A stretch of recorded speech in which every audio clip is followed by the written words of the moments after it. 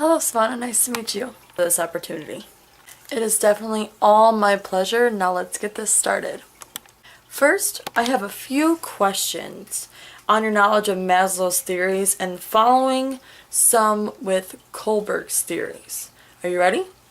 Alright. The first question is, or multiple questions, all in one. Let's just make it easier. What is the working of each theory, and what happens, and what does it look like when the two theories are simultaneously working together? What is the interaction? And what is considered success versus failure at each period? And what is considered growth? Well, first off, I'll start out with what Maslow's theories are. I believe that it is a motivational theory in psychology comprising of 5 modern human needs. Maslow stated that people are motivated to achieve certain needs and that some needs are more important over others. The most basic need for physical survival, it is the first thing that motivates our behavior. It basically will tell who and how we are going to act. Once that level is completed, the level up is what motivates us, and so on. The first 2 levels are basically referred to as deficiency needs. Deficiency needs are said to motivate people when they are unmet. The need basically becomes stronger the longer that they wait for that need to be accomplished. Maslow's levels of hierarchy, it's hard for me to say that word sometimes, of needs include the first being physiological needs. Which include the basic needs for human survival like air, food, water, shelter, warmth, and most of all, my favorite, sleep. Without any of these, you couldn't survive. And it moves to safety needs after that. That's the next level up after you accomplished the physiological needs, which are protection from elements, security, order, law, stability, and freedom of fear. I feel as if this stage is something that everyone goes through during their childhood. Like with my mother and my father by my side, I was always terrified of everything and always shy to go talk to new people. They're the ones who taught me that it was okay to come out of my shell and that I felt safe doing it after they were by my side when I was scared of it at first. The next is love and belongingness needs, which is friendship, intimacy, trust, acceptance, receiving and giving affection and love, and being a part of a group. When you gain a friendship, it is basically becoming a part of a group. Because to be a part of a group or to have friends, you have to be accepted by someone or a group of people. It is when you realize that always receiving affection and love is when you start to realize you need to pass it on. Then after that, after you've conquered everything in that, and then you know that it's time to feel love and acceptance.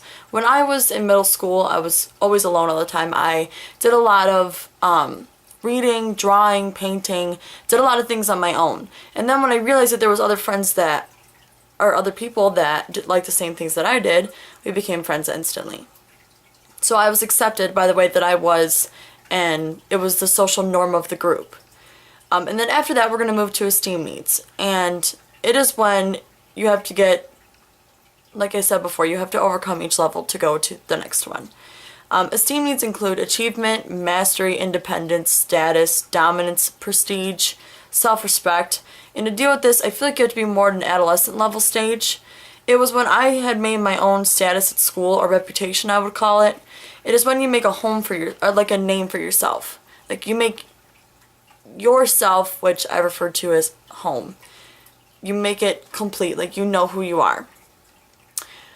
It is when you feel independence, and oh boy did I feel independence when I could start driving. Being able to drive and go where I wanted to and feeling the wind in my hair, it was just, I felt independent on everything at that time, at least of what I could be independent on. I started having my own self-respect when I was in middle school. Everyone thought it would be cool to go drinking and smoking and going to parties. And they would be drinking until they're throwing up profusely and not even knowing a thing of what happened the next morning. But instead, I had enough self-respect to stay at home with my family and have a great game of bowling, which I won, by the way. it's good that I have a great family and friends to show me that I have like self-respect for myself, to always not put myself down and keep moving forward and doing what I believe is right. That is when I knew that I had really found that I had mastered that level. Now that I look back at it, I know that that is what it took for me to overcome that. And now as I'm a high school senior, I had just met my level of self-actualization. I realized my potential growth. I gained my self-fulfillment, and I found my personal growth and peaked experiences. I realized about a year ago my potential. I didn't think that there was anything I wanted to do when I got out of high school. I didn't think there was anything that really could fit so I could pursue a career. Until I realized being a psychologist is really what I wanted to do. It really piqued my interest because psychology is really the way to find out problems with a person and just really know why and who they are the way that they are. My personal growth was gained when I felt confident that I could accomplish everything I needed to do to become what I really dreamed of now. I started doing an internship at a local counseling center, and it piqued my curiosity even more. I never really knew how much I wanted to be a psychologist until, like I said, about last year, about a year and a half ago. My aunt was actually talking about how she started going to counseling. So I was like, oh, like I'm always there for people. I'm always helping out. I'm always that friend who shoulder to cry on. That's what I kind of referred myself to as. I realized that, like, I'm really good at helping people. People always come to me when they have problems. I might as well give it a shot. And I actually had my senior mock interviews 2 weeks ago. And she immediately gave me an internship. I had an interview with the local psychologist at the counseling center. And she was like, do you want an internship? And I was like, of course. Like, why would I not? So now I'm working there with her. She's quizzing me on different things and making sure that I have the knowledge that I need to continue on the path that I need. And I couldn't be more thankful for that.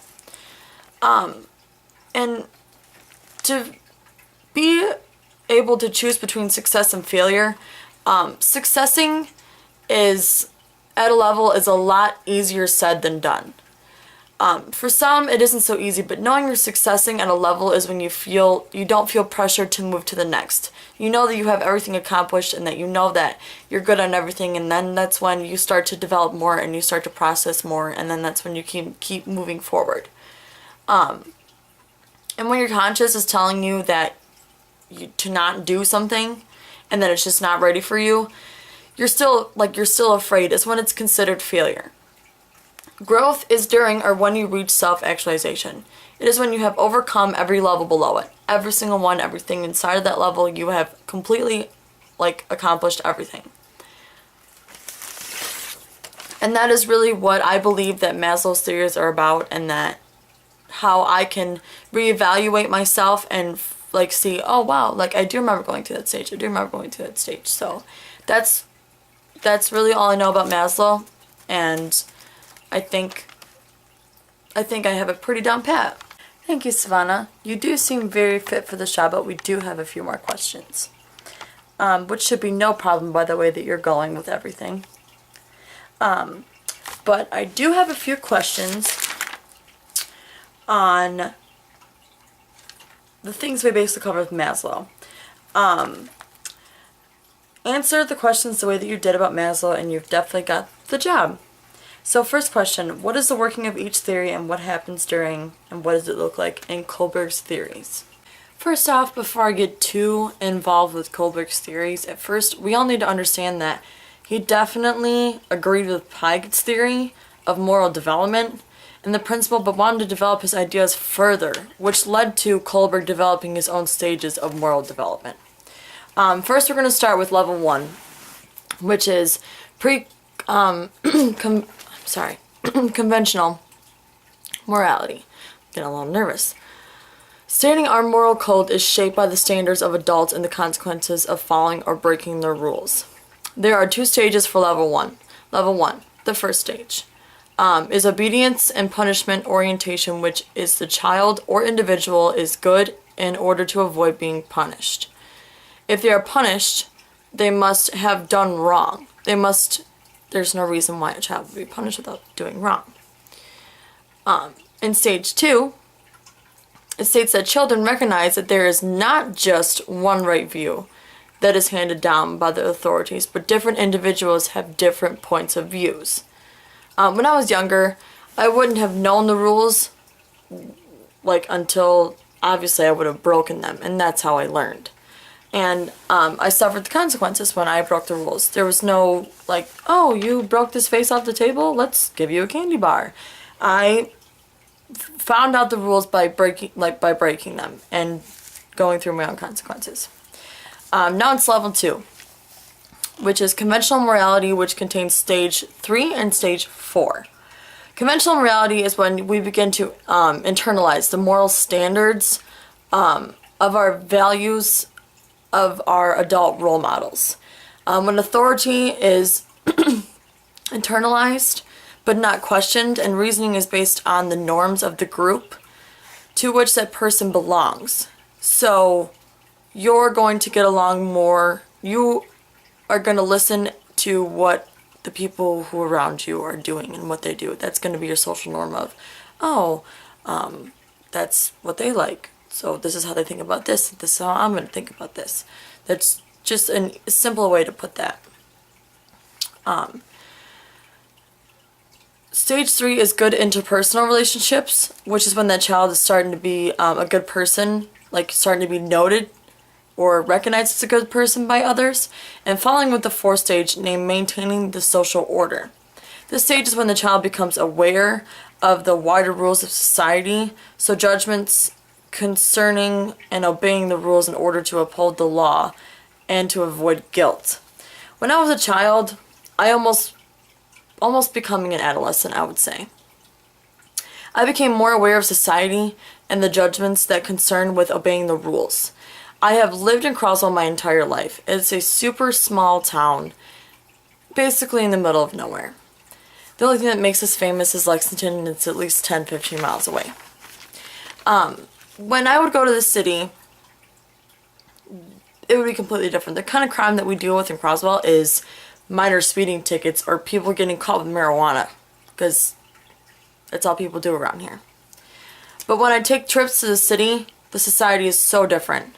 With the crimes being very different, and from what I feel their social norms are, like, they're way out of whack. There's so many cops everywhere, and like I don't feel how I do when I walk down the street in the city. I'm just not used to that kind of the way their social norm. And lastly, to hit it right on the home run right here, there's level 3, which contains stage 5 and stage 6. Level 3 has a meaning of abstract notions of justice. So rights of others can override obedience to laws and rules. And stage 5 within level 3 is the difference between the moral and legal right, saying that sometimes rules should be broken and it's okay. Like, depending on your morals, if it's something that needs to be done, then if you have to break a rule to do it, you're going to do it. That's what you feel is right in your morals and your own values.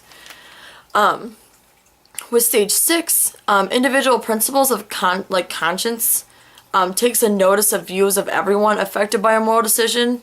So instead of you just thinking about yourself and what you want to do, it's thinking about the society as a whole, thinking how this is going to affect a population of people. An example from the story Kohberg based all of his theories on for stage 5 would be that Heinz would steal the drug because his wife was ill and she needed the drug, but it did not make his actions right. Even though she needed it to live, him stealing it would still make it wrong.